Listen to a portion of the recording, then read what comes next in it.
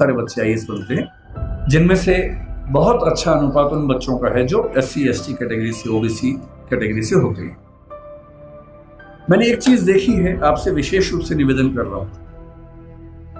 बहुत सारे ऐसे बच्चे होते हैं जो समाज के पिछड़े समुदाय से आते हैं और उनको इस बात की बड़ी शर्मिंदगी होती है कि मैं पिछड़े समुदाय से हूं।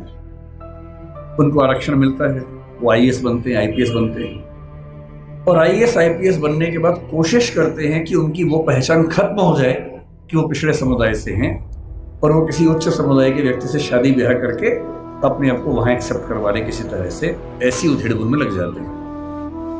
मैं आपसे एक बात का निवेदन करना चाह रहा हूं, जिस समाज से आप हैं उस समाज को लेकर शर्मिंदा कभी नहीं होना,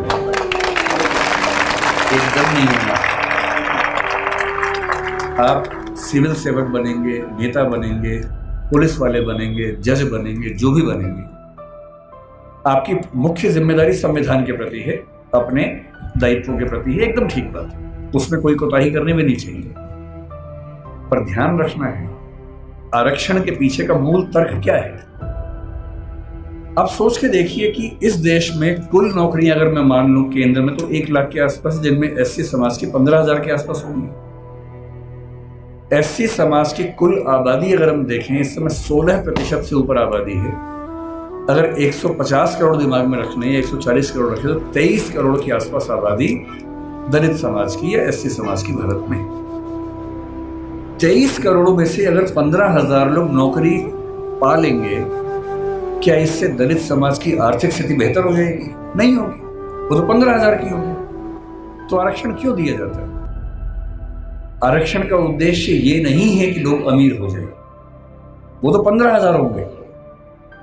आरक्षण का उद्देश्य ये है कि जब पूरे एक गांव में एक दलित बच्चा या ST बच्चा या OBC बच्चा IAS बनता है या जज बनता है, उस गांव के हर व्यक्ति को कॉन्फिडेंस आ जाता है कि दिक्कत आएगी तो मेरा छोटा भाई मेरे साथ खड़ा हुआ है और आपको वो छोटा भाई छोटी बहन बनना है। जिस दिन आप सफल हो जीवन में, आपके समाज ने बहुत आहुति दी है आपकी सफलता में और आप जिंदगी भर भी उनकी मदद करेंगे तो अपना उधार चुका नहीं पाएंगे। कोई ऐसा काम नहीं करना जो गैर कानूनी हो, जो असंवैधानिक हो, ऐसा नहीं करना है।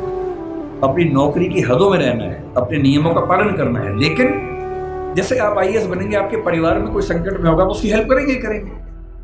ठीक वैसे आपके समाज में कोई संकट में है, पुलिस यदि उसके साथ बदतमीजी कर रही है, गैर कानूनी कृत्य कर रही है, तो उस पुलिस को आप फोन करेंगे तो उसके साथ कुछ गलत नहीं होगा, ये आप पक्का कर सकते हैं। अंबेडकर साहब से सीखना चाहिए कि मैं जिस पृष्ठभूमि से हूं उस पर शर्माना नहीं है।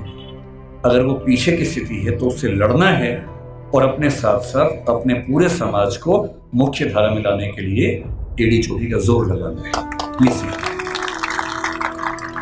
तो पहली बात सीखनी है पढ़ाई, दूसरी बात सीखनी है अपने समाज का साथ देना। पीछे कोई भी हट सकता है। जाति को लेकर कबीरदास ने बड़ी गहरी बात कही थी कि व्यक्ति की पहचान उसकी योग्यता से होनी चाहिए, मेहनत से होनी चाहिए। जाति में क्या रखा हुआ है? उन्होंने कहा, जाति न पूछो साधु की, पूछ लीजिए ज्ञान। ज्ञान पूछो, मोल करो तलवार का, पड़ी रहन दो म्यान। म्यान में क्या रखा है?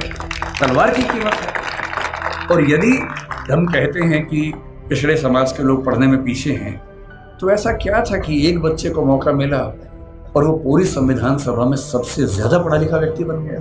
इसका मतलब है कि अवसर मिले, जुनून हो तो व्यक्ति कुछ भी कर सकता है।